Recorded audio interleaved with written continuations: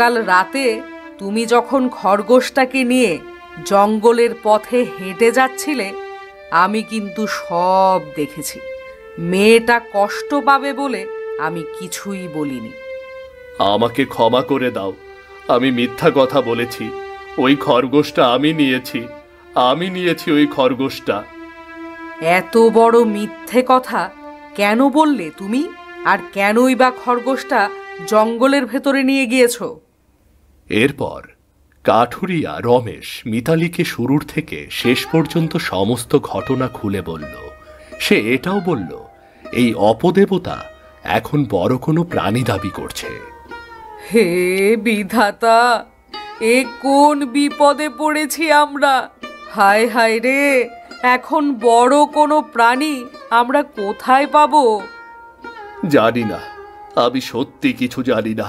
এত বড় একটা প্রাণী আমি কোথা থেকে জোগাড় করব বলো তুমি?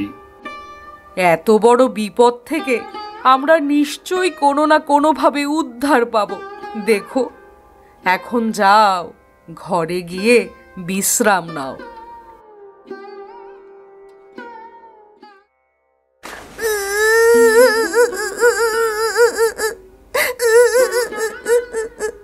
জানি না আমার খরগোশটা আমাকে ছেড়ে কোথায় চলে গেল।